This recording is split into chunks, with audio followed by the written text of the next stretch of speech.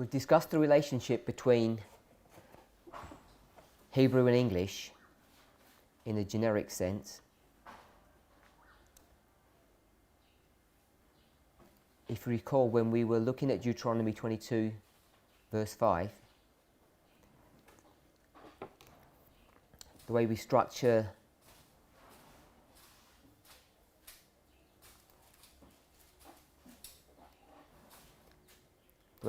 that verse, hopefully you'll recall.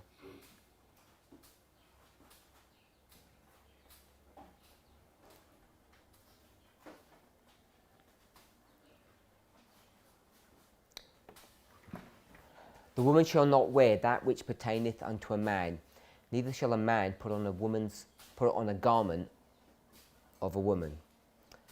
That's how we framed it. And we saw that the word that was equal to what? Not pertaineth. In the English it says that thing is the garment. For the woman it says garment, and for the man it says that. And then it says which pertaineth.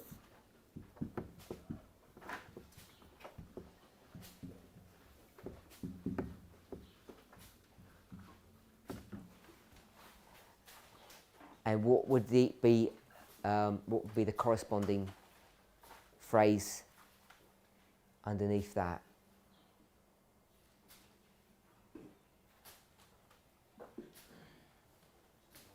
What does it say? Sorry?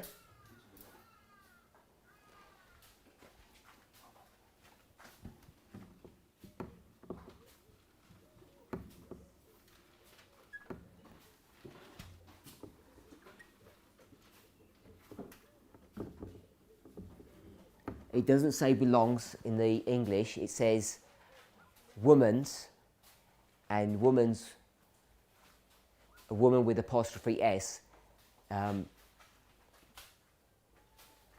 is possession. So the woman is possessing something, and what she possesses is the garment. So it's the garment that the woman possesses or belongs. We okay with that? That's what we assessed, came to conclusion in the English. And if you look at a dictionary definition of the word pertain, it means what? Sorry? Yeah, in English. What does the word mean, pertain? Means belong. So that's what it's teaching us in the English.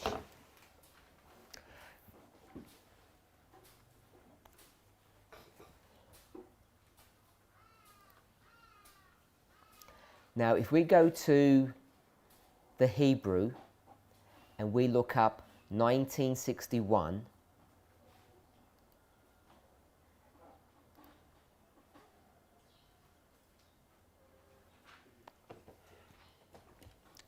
Strong says, to exist, that is, to become, come to pass, in an emphatic or forcible or strong fashion. And it's not merely copula. What does copula mean, if I'm pronouncing that correctly?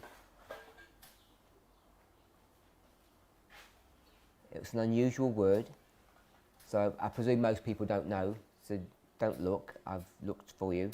It means joining or auxiliary, a helper, an assistant. So that's what that word 1961 means. And what does it translate into the English? It means to wear. Are we okay with that? Now,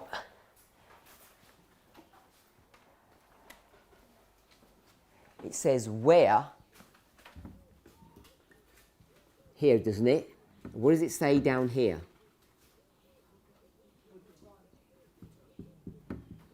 And what is put on?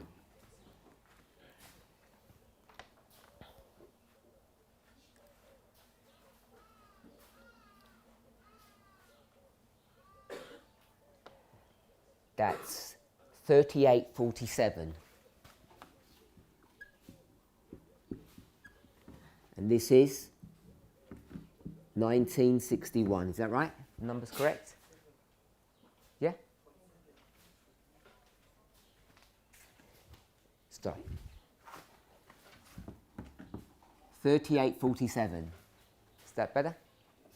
Okay, so in the English, put on a garment or wear that means exactly the same thing, doesn't it? But in the original, they use two different words. So we want to know why.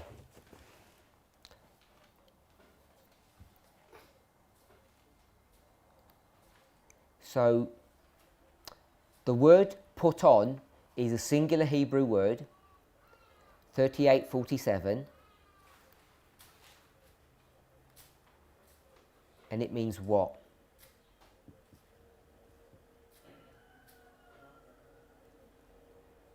You have to shout loud if you're going to. Sorry? It's a primitive root. That means there are no words underneath it. It means properly to wrap around. By implication, to put on a garment or or clothe oneself, literally or figuratively. So it says to put on, and it means to wrap around.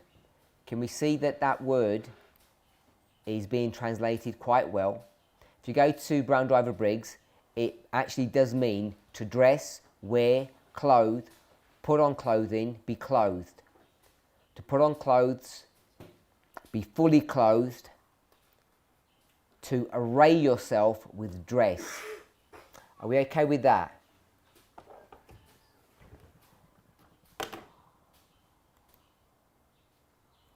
So this word put on means to dress. Are we okay with that? It actually does mean to put something on. If it was a cloth, you'd be wrapping it around you, or a shawl. Everybody okay with that definition? So that's relatively straightforward.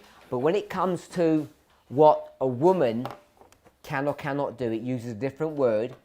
It's, as we've said, 1961. And it means, in the Strongs, to exist, that is, be or become in a forcible, strong fashion. And it doesn't just merely mean to join or a helper, an auxiliary. Brown Driver Briggs. To be, become, come to pass, exist, happen, fall out. Some of the other definitions is to come into being or to become, to exist. Is everybody okay with that so far? You can compare it with 1933. So 1933 is primary root. It means to breathe, to be, in the sense of existence. Are we okay with that? Brown Driver Briggs says to fall, to be, become, exist, happen. So I want to go back to the word itself, 1961. Can we see it's a verb? Strong's doesn't tell you what part of grammar it is, but Brown Driver Briggs does. It's the verb. What is a verb? A doing word. What else is a verb? It's not just a doing word. Action means doing word. So a verb describes an action or a doing word. What else is a verb? Sorry? I didn't hear what you say.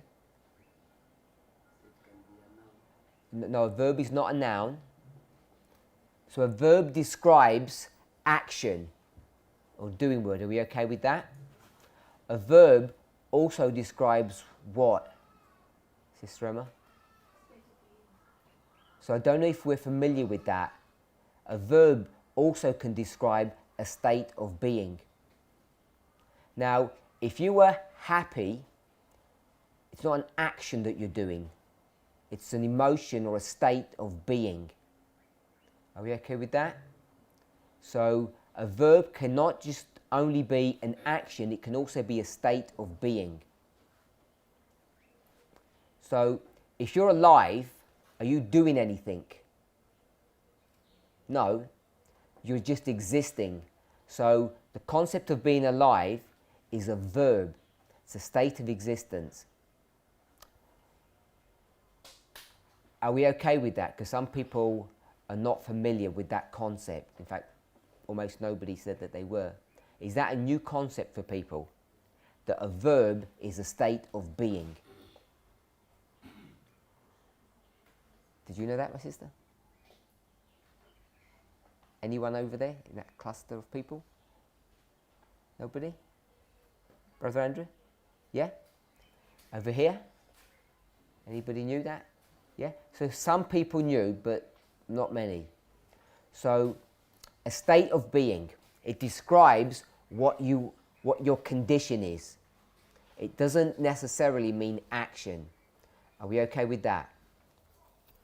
So 1961 means what? The Strong's definition, first one. To exist. Are you doing something? No. Now, if you took the word put on, is that doing something? Yes? What kind of verb is that? An action verb, a doing word, yes? Now, the one that's on top, 1961, it tells you that the primary definition means to exist. So, are you doing anything? No. You're just existing, and that is not an action. It's a state of being. To exist, that is to become. So you might say you're born. So once you're born, now you exist. That is a state of being, that is a verb. It can also mean come to pass, which they get it from the concept of to become. It's used emphatically or forcibly in a strong fashion, and is not a mere, I think it's copula, which means a join-in or auxiliary, a helper or an assistant. It's not just some helper, not some assistant. Are we okay with that? Just going to read Brown Driver Briggs' definition. To come into being, to become. Are we okay with that? So just taking that word and its definition, and we put it into this context. If a man does what the verse says, what is the man doing? What is the man, what's happening with the man?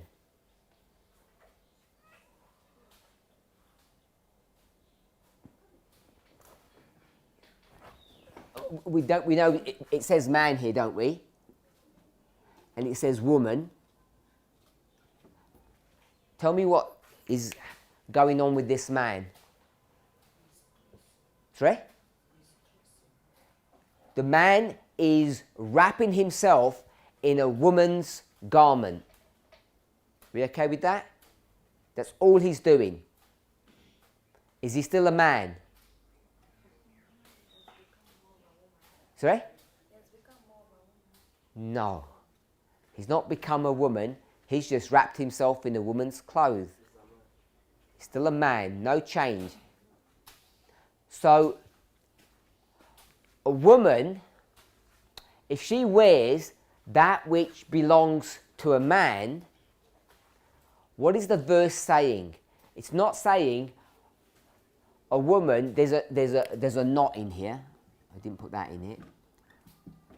It doesn't say a woman is not allowed to wear or put on a man's clothing. What does this word mean? become, come into existence, become. Are we okay with that? It's a verb. It's a state of being. So what is this statement saying? A woman shall not become a man. It's not just merely putting on men's clothes. A woman shall not become a man. Are we okay with that? How does a woman become a man? How does a woman become a man? That's what we want to try to understand. So we've looked at 1961. Where? Now before we address that issue, I just want to go to a couple of other passages. Now remember we said if you're going to work in English, things kind of make sense. But as soon as you start working in the Hebrew, things can start going funny.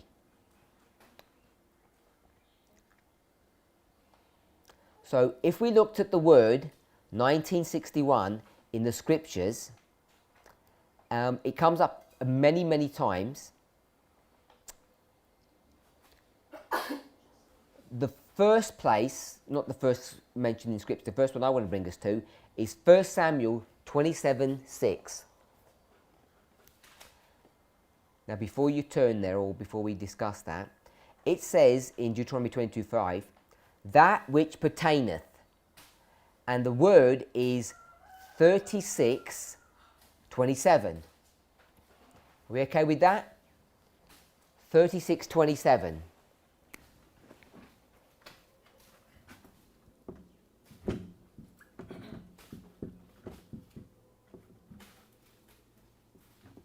And it's all of that. Everyone okay with that? 36:27. That which pertaineth. And the where is 1961. So we're not going to look at 36:27 yet. We want to go to 1 Samuel 27 verse 6. And in 1 Samuel 27 verse 6, it says, what's the most important word?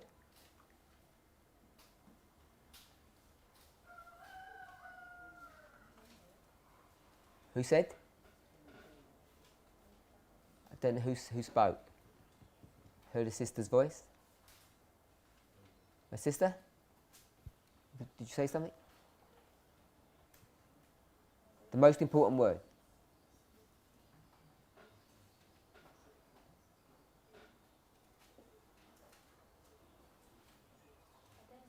Pertaineth. Are we all okay with that? So pertaineth. Now if you go to the Hebrew and you look at the word pertaineth, what word is it?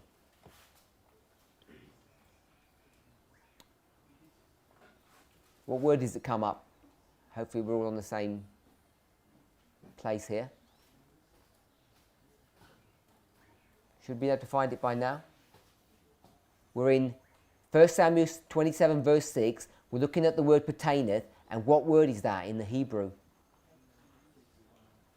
Sorry? 1961. It's the same word that's here, isn't it? Yeah? So we've got 1961 and it's translated as where, and it's translated as pertaineth in two different Bible passages. But here, 36:27 is translated as pertaineth. So what's going on? Give another passage. 2 Samuel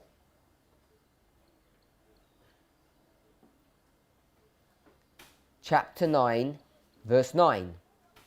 2 Samuel chapter 9 verse 9. Then the king called to Ziba, Saul's servant, and said unto him, I have given unto my master's son all that pertaineth to Saul and to all the house. What's the key word? Pertaineth. What is it in the Hebrew? 1961.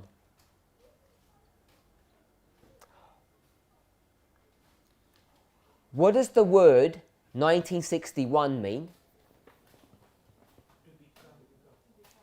To become. So how does that fit into this passage? I have given thy master's son all that to become to Saul and to all his house. What does that mean?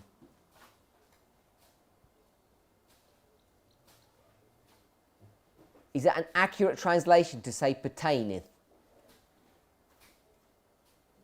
If the word means to exist.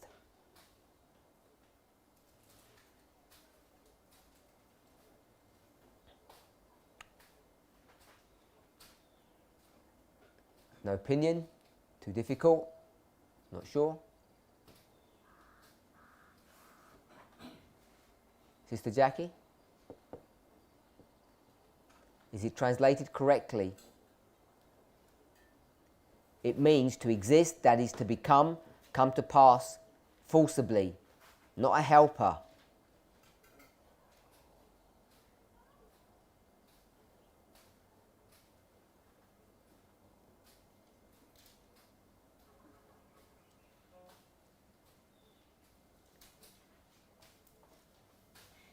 Brother Dennis?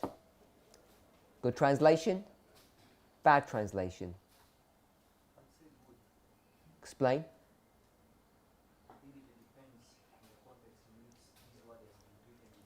We're in 9:9. Tell me how that word's being used. The word means to exist. To become, come to pass, exist, happen, fall out. That which had become Saul. So I would say that it's correct when it is page 1961. I didn't understand what you just said. I'm saying in Samuel 9:9, Yeah. the word paternity there to me, I'm seeing it's being used correctly. It is. Yes. You said that before. I asked you to explain. Because if I would read the verse, it says, the king is going to call unto Saul's servant and say unto him, I have given unto thy master's son all that which is owned by Saul himself. So paternity is something that Saul himself had it. It existed unto all his house. So I'm seeing when the verse is saying pertaineth to Saul, I'm seeing this is Saul's property. It belongs to him. The word doesn't mean belong.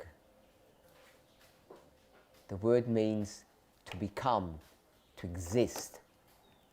It's something that whatever is being given, something that exists and it's linked to Saul. It was something that existed Yes. and Saul's property. are we satisfied with that answer? No? You said no? Do you have a thought?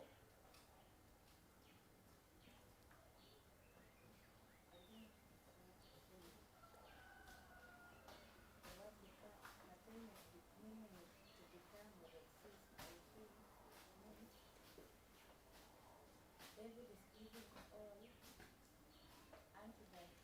I have given unto the master's son all that exists and has become so. All that exists. And has become so. Okay? So that was similar to Brother Dennis. Sister Snyder?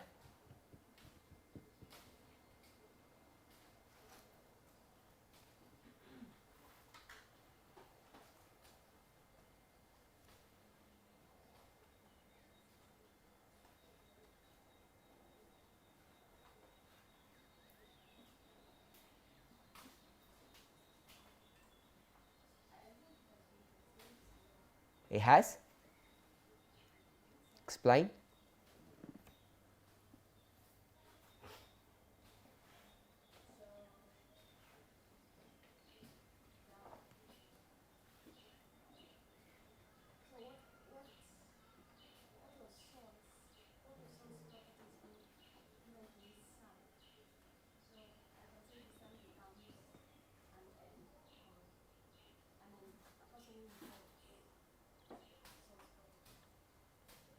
I heard it up to the son becomes an heir. I didn't hear after that. The one who inherits his property. So how does an heir and inheritance confirm that this is a good translation?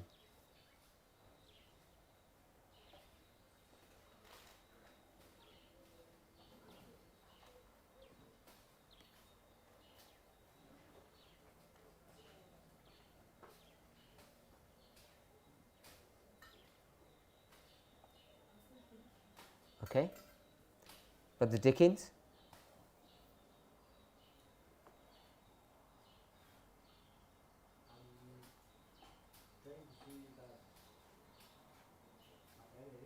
Is it good or bad translation?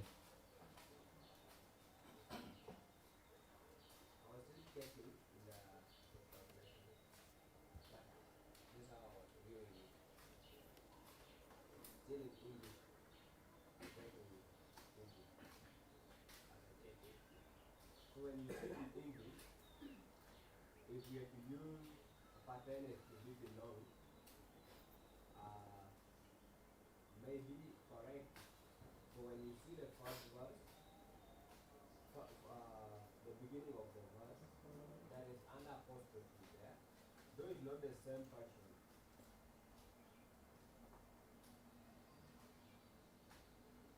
Because the saying sounds servant.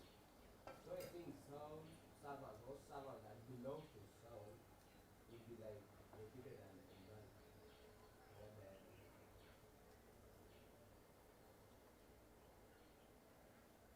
You lost me, sorry.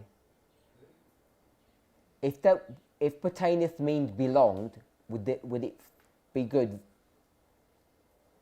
If pertaineth means belonged, is it translated correctly? Yeah? But it means to come into being.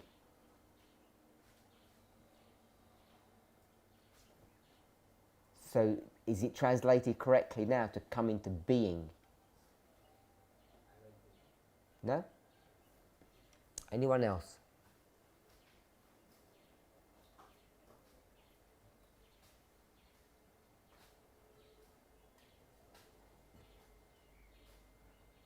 No thoughts? Okay, we'll move on. So I think I agree with Sister Schneider's definition, her explanation. This thing that existed or belonged to Saul now has been transferred to the master's son or Saul's son, and now it exists in a new form, in a new being, which in essence is his property. So even though it was the same item, its existence now is under a new name, a new person. So it has a new existence. So I think that's a good translation. But I wanted us to see that it does not mean pertain. And we did another one, 27:6, 1 Samuel 27:6, we already did that one. Then Achish gave him Ziklag that day, wherefore Ziklag pertaineth unto the kings of Judah unto this day. So the simple translation is Ziklag belongs unto the kings of Judah unto this day.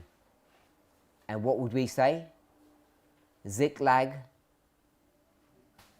exists. Ziklag exists in the country of Judah up to this moment in time. Its existence is still there. So that's an accurate translation.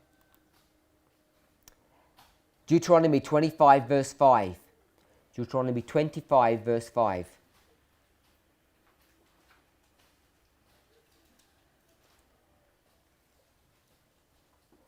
If brethren dwell together, and one of them die, and have no child, the wife of the dead shall not marry without unto a stranger. Her husband's brother shall go in unto her, and take her to him to wife, and perform the duty of an husband's brother unto her. So what's the important word here?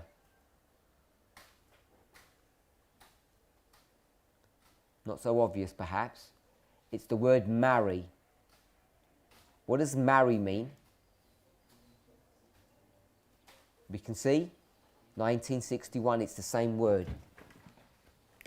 So now it's gone to marry.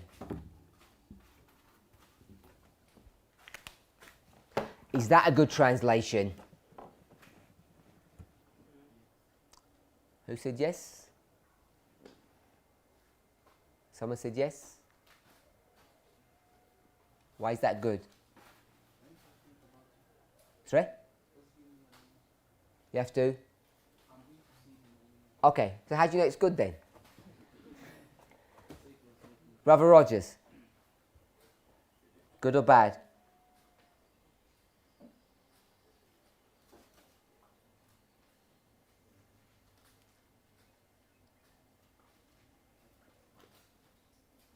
Sorry, I didn't hear you.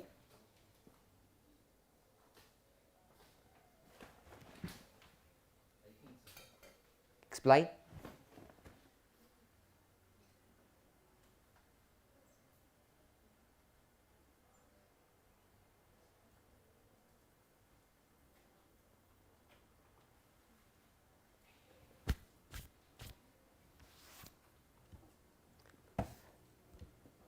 I think in old times, when someone was married, she existed or became someone's property. So the word has the same connotation as to exist or become. Okay? I think you can do it without the connotation of property.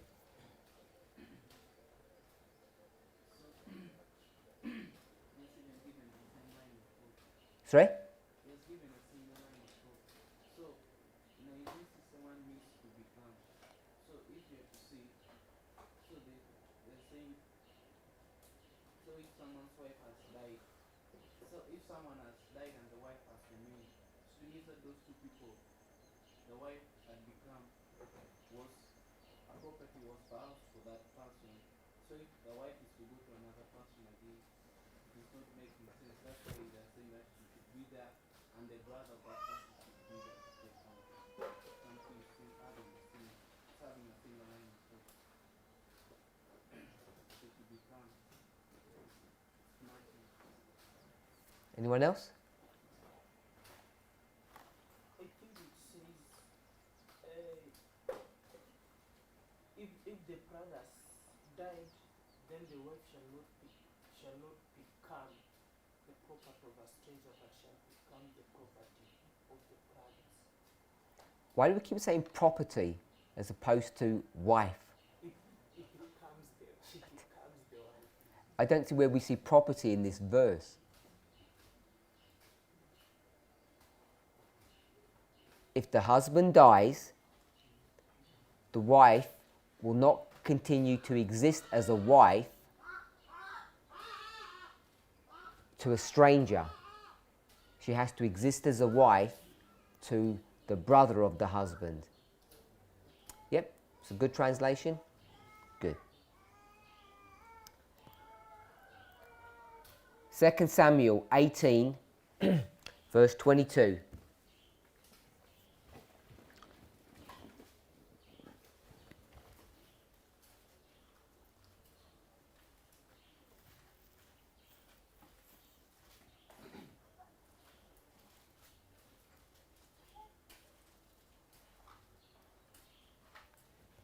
Second Samuel 18, verse 22.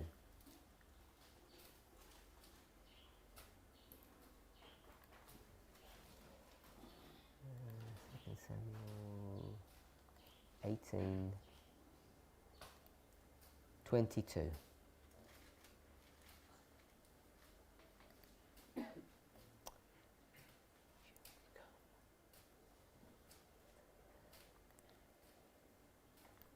We'll do 20, it's 22 and 23, it's the same phrase.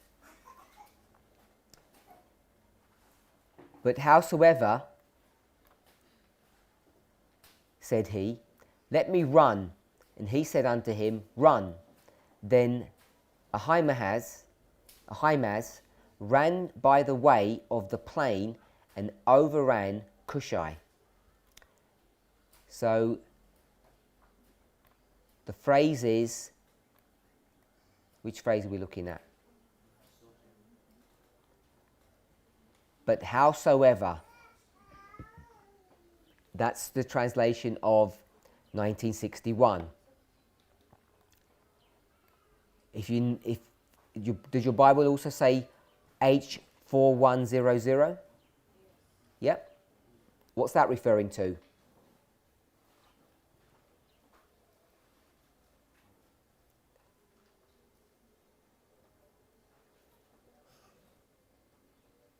The but.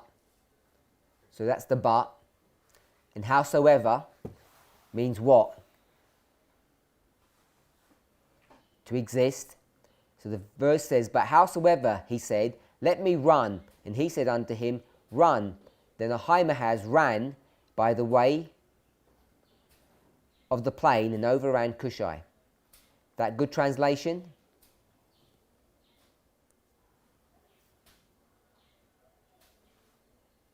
My brother at the back. Good translation? Howsoever.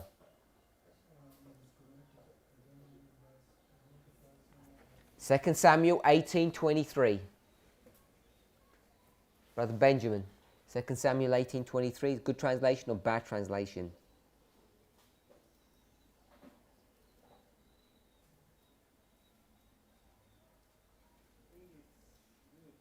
Why is it good?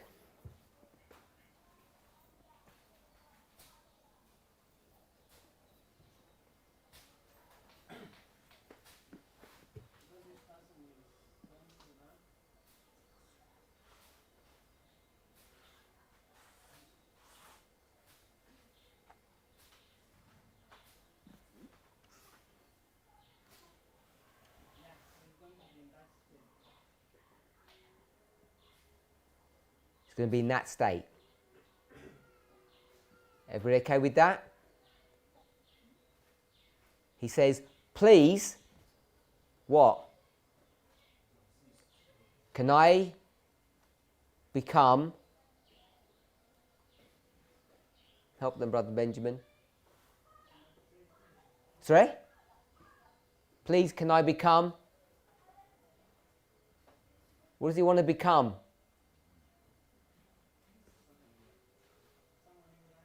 A runner. Yeah? He wants to be a runner. Everybody okay with that? That's the state of existence that he wants to be. He wants to be a runner. So it's an accurate translation. If you go the verse before, then said Ahimaaz, the son of Zadok, yet again to Joab, but howsoever, let me, I pray thee, also run after Cushai. And Joab said, wherefore wilt thou run, my son, seeing thou hast no tidings ready? So his accurate translation, it's a good translation again. He says, I want to become a runner. And Joab says, you cannot become a runner. You can't be in that existence. Why? Because you don't have, which is, you don't have a message. A runner is a messenger. If you don't have a message, you can't be a runner. You can't be in that existence. Okay, so coming back to our verse, Deuteronomy 22 verse 5. We've seen that 1961 can actually be translated in different ways. We've got 4 so far: to wear, to pertain, to marry, and howsoever. And in the English, all those things mean pretty different things. The woman shall not wear. That means to come into existence, that which pertaineth unto a man. Are we okay thus far? We've dealt with the man quite extensively. The woman. Has anybody looked at the woman?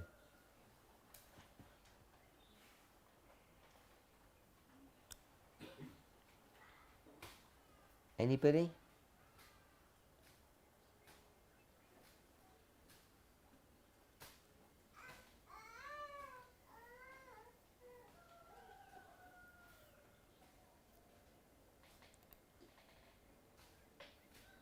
It means woman, wife, female, related to the word man, also related to the word mortal. or person or mankind. Are we okay with that? So, what does the word mean in the English? Basically, a female person. Are we okay with that? Could potentially be the wife. They shall not become. What shall they not become?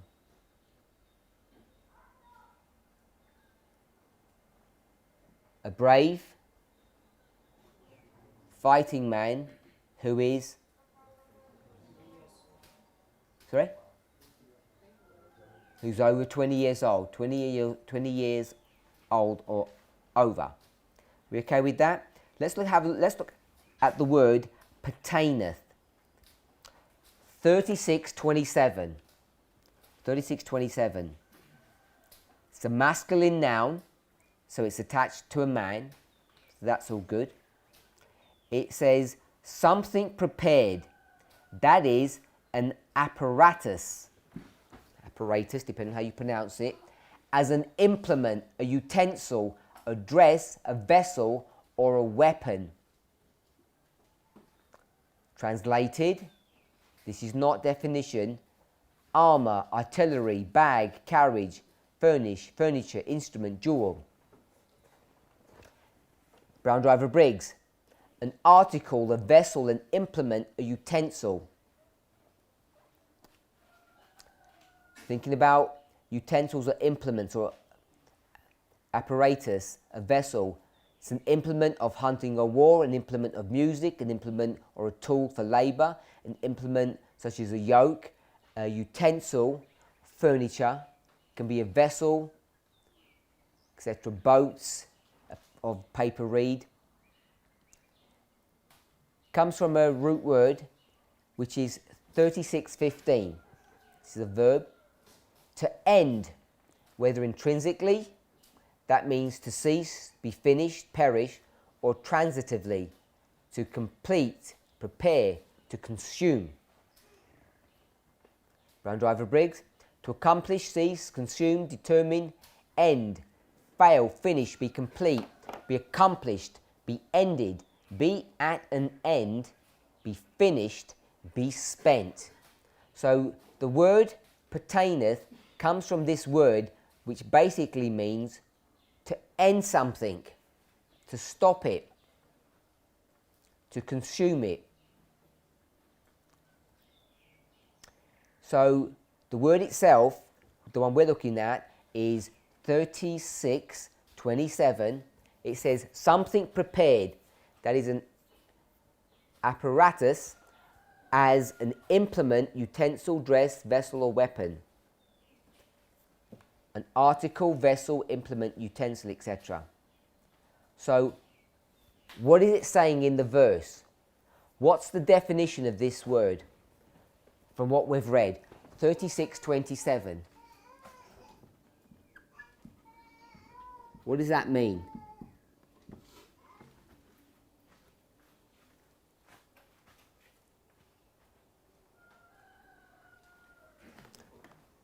Sorry? Weapon, you said?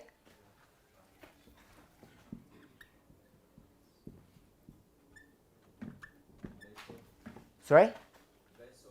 What's a vessel? A container?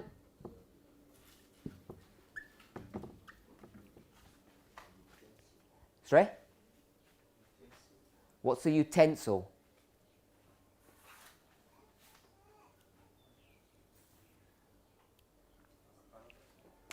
Sorry? That will just sort of take us round in a circle. I'd like a sort of a tidier one. Sorry?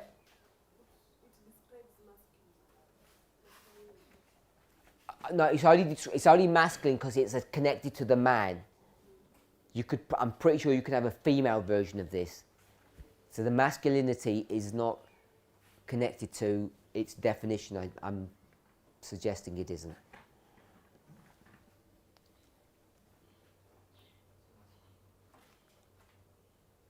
A utensil is what?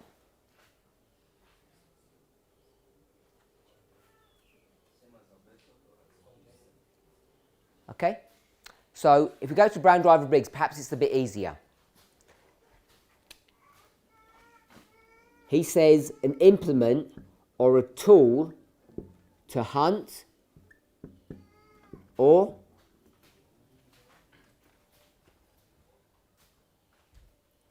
to war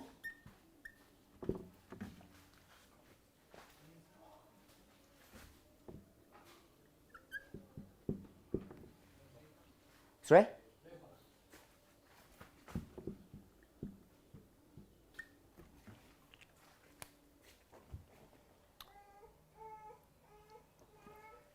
Then he just says equipment. So I've got tool, but it could be equipment. So when this word here, pertaineth, if we just drop it down, it says belong. It doesn't mean belong, does it? In the original. It doesn't mean belong at all. In fact, where would it go? If you're going to line things up. It'd line up with the garment, wouldn't it? Are we okay with that, Sister Emma? Yeah? In the English, it gets translated in a way that changes its meaning completely. It goes from being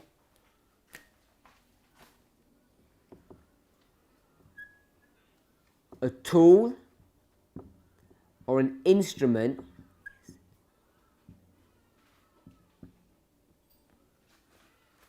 to belongs. So we can see it's changed its meaning completely. The way the English is translated, it doesn't work. So it's this passage is I don't want to say a badly translated passage, but when you go from the Hebrew to the English, the intent or the meaning is completely hidden and disguised. It changes. The way the words are put together change. In fact, I would suggest that the word that isn't even in the original. It's not there. So they added the word that to make it fit with garment, and then they changed the word pertaineth and made it belong. Are we okay with that, what they've done? The word that isn't there. They've added that to make it line up with the garment, and they've changed the word pertaineth from a tool or an instrument to belongs. Everybody okay with that? So what is this word meaning? What's it talking about?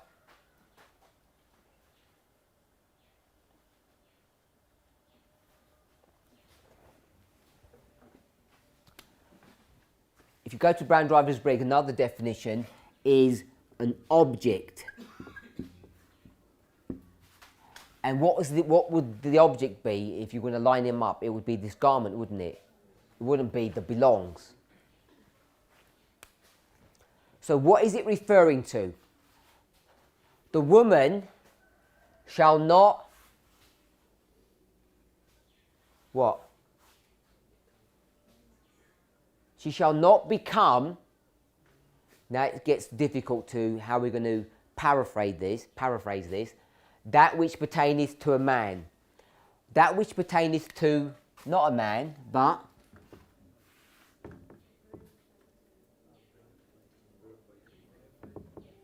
a warrior. Is that how you spell warrior?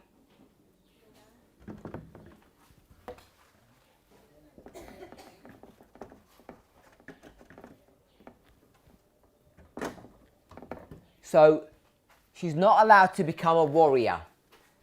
How would she become a warrior? Sorry? So she has to take these instruments, and if she took them, it would make her into a warrior. You can see that? So by taking a weapon or a tool or a container, a vessel. What is a vessel? It's a shell, isn't it? Are we vessels? Yeah? So vessels contain something. So in this context, what would a container be? What would the container be? It would be something that you fit inside, which would be some armor. You can derive the concept of armor here just from this concept of container. In fact, if you go to the definition, I think it even says that. Not the definition. If you go to the translation, it's translated armor in certain places. I think it comes from this concept of container. It's a tool, because armor is a tool, isn't it? It has a functional purpose. Whether it's hunting, war, or music or labour. So if it was music, it would be an instrument. Yes? So if you're going to do this, a woman would become what? What will she become if you were going to do this one? This one. She'd become a musician if she took what? That which belongs to whom? To a musician. So if this word was musician here, it means she took his instrument, because that's what it says, the instrument. She took the instrument and it would make her, she would become what? Musician. She would become the same thing that he was. What makes her have that power? The thing itself, isn't it? This is what makes you into that thing.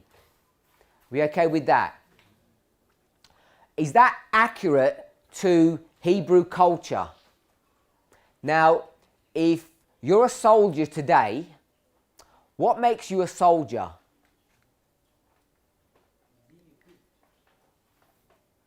I want to suggest that it's not.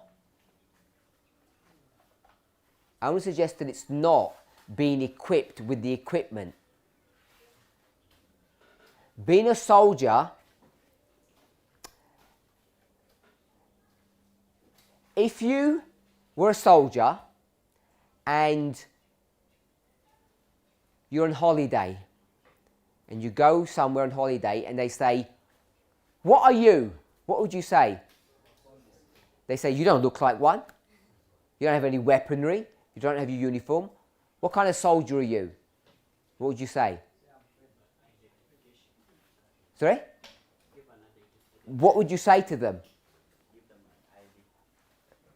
Not an ID. Someone said, "I'm trained. It's my job." You could prove it if you want to, but it's a job. And you're a soldier, whether you're on duty or off duty. Yeah? They work 5 days a week like most people. On the weekend, they're still soldiers, aren't they? When they're on holidays, they're still soldiers. So what makes this woman a soldier or a warrior? What makes her a warrior or a soldier? Not training. The instrument does. So what makes a man a warrior? Sorry? Someone said training. Age.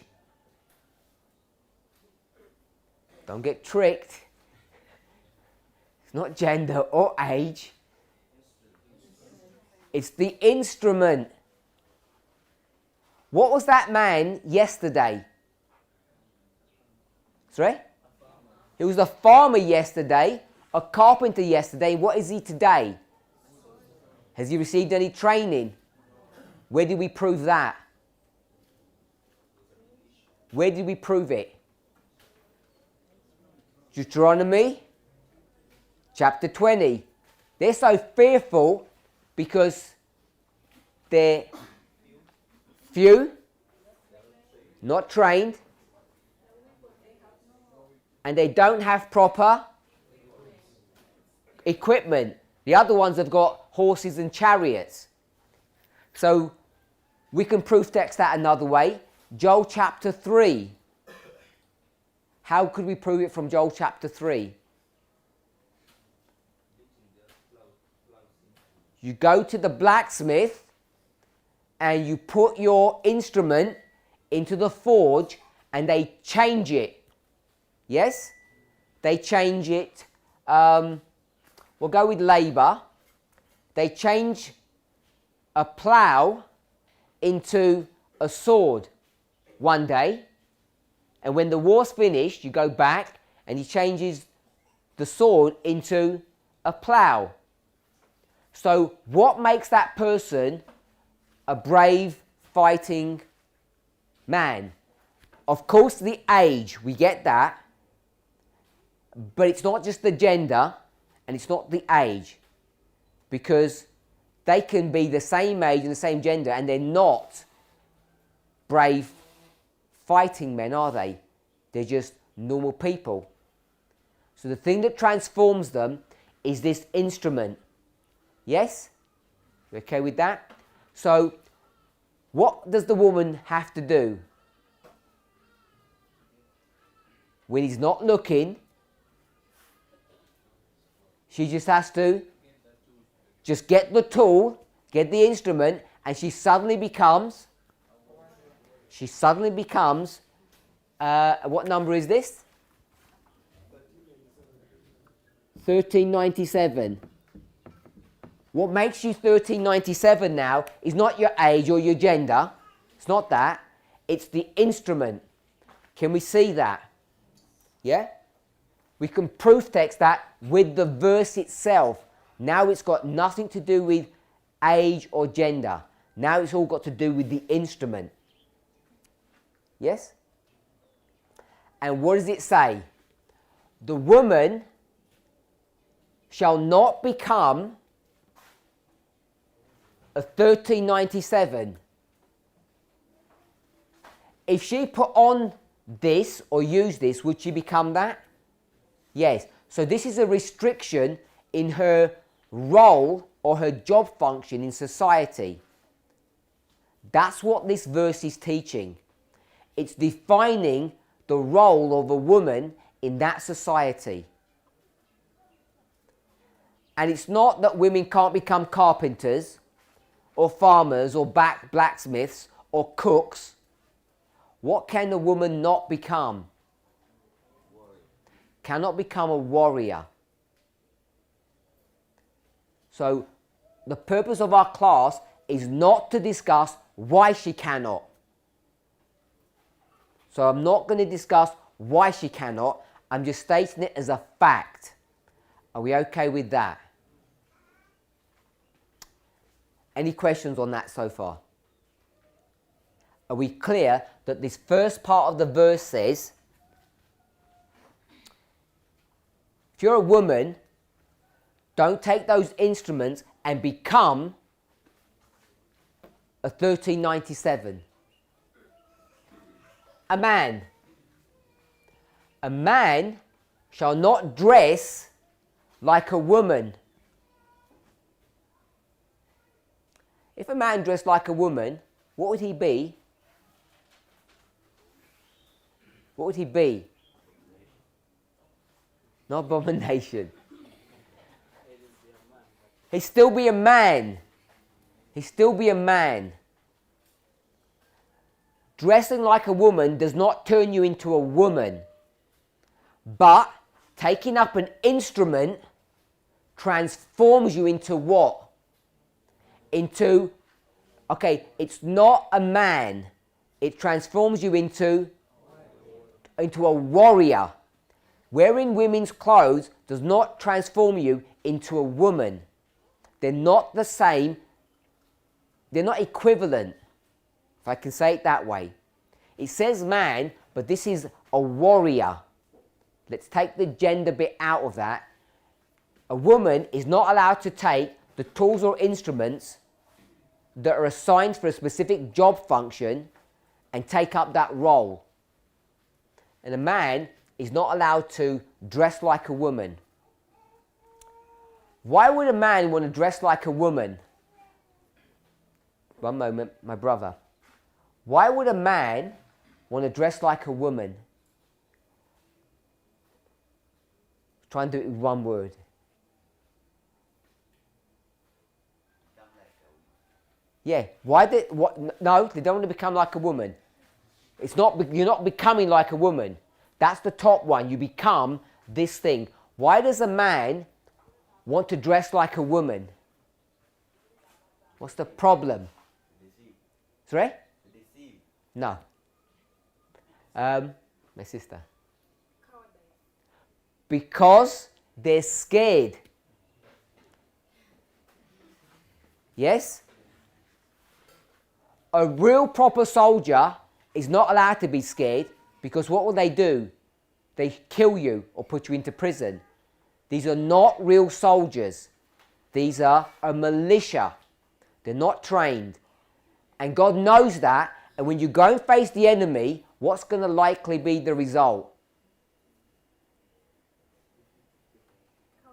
Cowardice. You're going to be scared. He knows you're going to be scared, so he tells you, don't be scared, I'm with you. And what is fear going to be portrayed as here in this passage? You're going to dress like a woman. Now, I'm not saying these men dressed up like women and they shaved their beards and they said, let's do some cooking or something.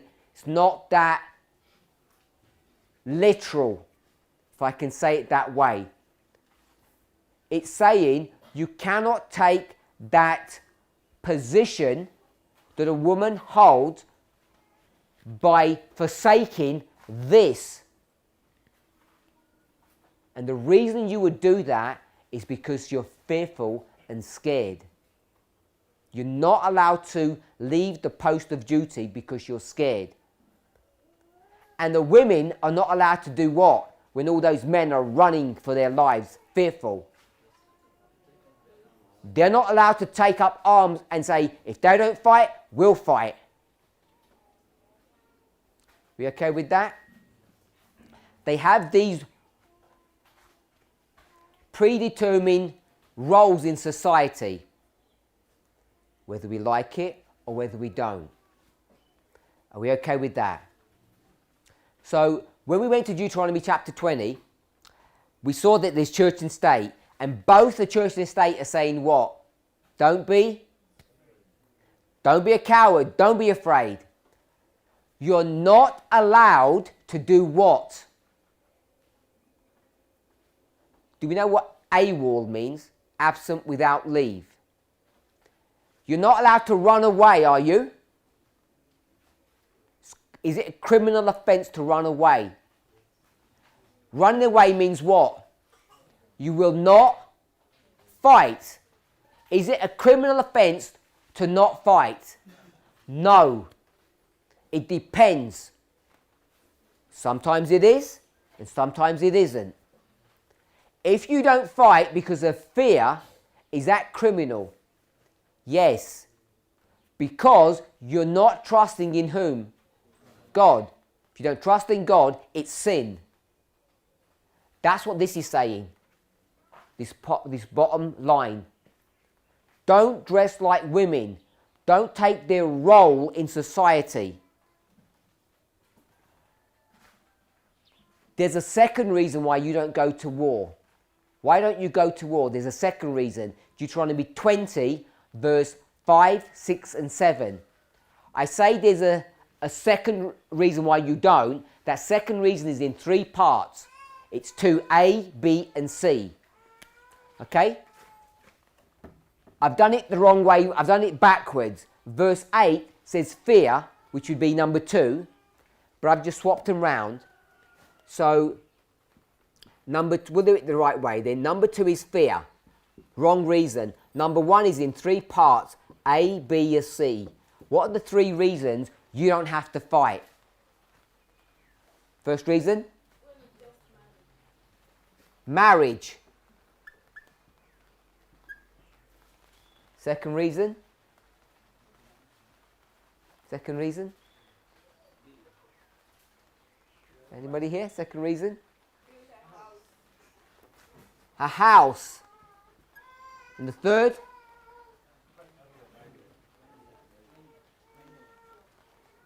Just one person shout. I'm going to say a field.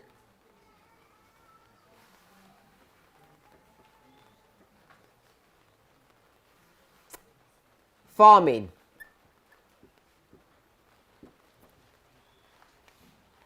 If you've just married, if you've just built a house, and if you've just planted your field or your vineyard, it says in the verse, you don't have to go to war. That's the only reasons why you don't have to fight. Are we okay with that? If you have your brother's wife, Sorry? I didn't catch that. if you are given your brother's wife, Does it say that in the verse? verse 6. Is that just marriage though? Is that any different?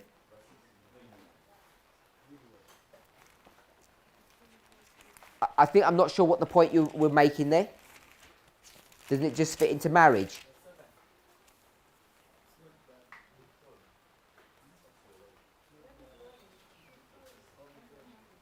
Build a house, verse 5. Verse 6, plant a vineyard. Verse 7, a wife.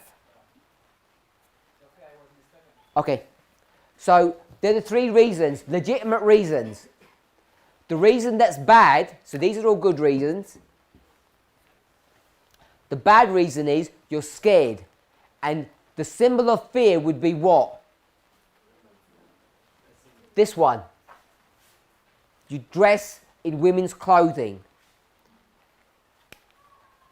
So the first part says what? Women are not allowed to do what? Warriors. They're not allowed to fight. So if you go to the world, are women allowed to fight today? Sure. So the verse is no longer applicable. We've already said that. No application. It's not applicable. Has no function for us today. Are we okay with that? Are we comfortable? External or internal? I just gave the external example. Society dictates everyone can go to war. But that was just a point that I was making. That's not a proof. I'm asking, is the verse applicable today? Because we all say yes in our class, and when you go out into the real world and you get beaten up from your brethren, I don't know if we'd all be so brave then. Say, yeah, of course, we just throw away Bible verses. Okay, so what I want to suggest is this. Let's not make an application of this. Let's see why it's no longer valid. What's our fundamental proof that this verse is no longer applicable to us?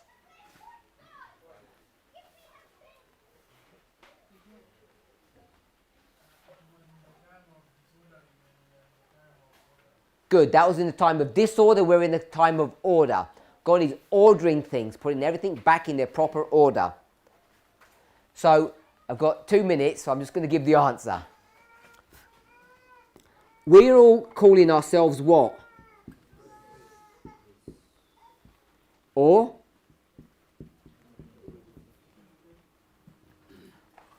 These are not all equivalents. Or?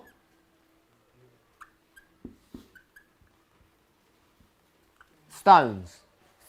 Stones of Daniel 2, not the stones that Elder Tess spoke of yesterday. Daniel 2 stone. What does that stone do? Does it not fight? Yeah? Does it not need something here to do that fighting with? Yes? Which is what the 144,000 do. Which is what the priests do. And who are priests? Who are 144,000 and who are stones? Men and women. That's not these men. These are normal men and normal women. They become, 1397, they become warriors by doing what? By taking up that instrument. Now, do we all believe that we're all required to become priests. It's not even a choice. We're obliged to be priests. You agree with that? No choice in that. What is the instrument that we have to take up to transform us into these people?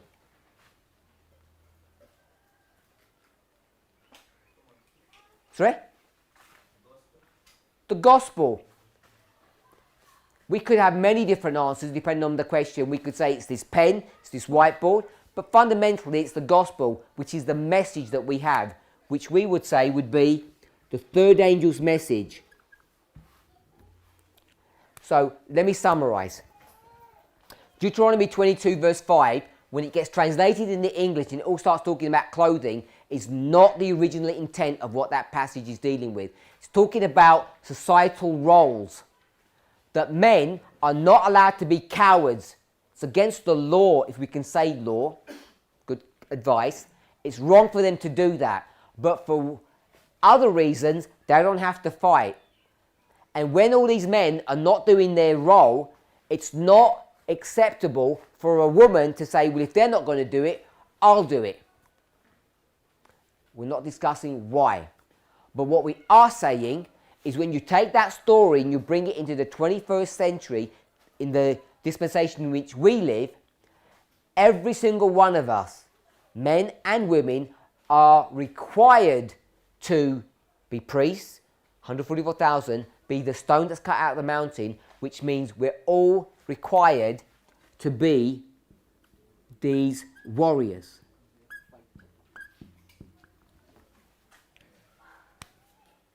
And the instrument that transforms us into this is the third angel's message, that we would just call the message or the gospel. So this is the reason why I'm saying this verse is no longer applicable to God's people. In fact, it was never applicable to God's people, but Ellen White chose to take that and make her own unique application in her dispensation, which she's free to do. But what I'm doing is not making my own application. I'm taking it from the original intent, seeing what it meant, and showing you that it's no longer applicable today. If it's no longer applicable today, what do we do with it? What benefit is it to us? We can show why it's not applicable. We can show how things have changed. So, in summary, I don't believe Deuteronomy 22 verse 5 is talking about dresses and trousers. I don't think he's talking about men dressing up as women and women dressing up as men using these heathen rites that some commentators have discussed. But we spent a lot of time looking at Deuteronomy and discussing the rights and wrongs of this person, how you're transformed into this person. We've looked at the verse, see how the words are used in the English and how they're used in the original language, and we can see that they're substantially different. We've seen what transforms you into this in two different ways. You're a man that's over 20, one definition, but the other definition is this instrument that does that. Because you were a man over 20 and you were a farmer, you don't fit into that category. They don't have a standing army, they're a militia. So every man is this thing here once they take up the suitable instrument. A woman is not to do that role. Today, a woman is required to do that role. Someone said equality. Yes, it's the subject of the priest. We're all priests. We're all part of the 144,000. We're all part of the stone that's cut out of the mountain, which means we're all warriors that make war against the statue of Daniel chapter 2. And therefore, this is no longer applicable to any one of us. We're all required to take up our instrument, our tool. And we don't have an option to do that. So the verse gets turned upside down, wrong way round. Let's pray. Heavenly Father, we thank you for your goodness and mercy. We want to ask and pray that you would be with us, bless us and guide us in the meditation and study of your word. Help us, Father, to have a clearer understanding about how we should investigate your word. And we ask, Lord, that you would guide and direct us. Even when we think that we're using the right methodology, it's easy to make mistakes. Therefore, we ask for guidance and wisdom from the Holy Spirit. And we also ask, Lord, that we would press closer together, that mind would sharpen mind, and that by coming together where 2 or 3 are gathered, as you have promised, you will be with us and we can enter into all truth. May this be our experience, we pray in Jesus' name.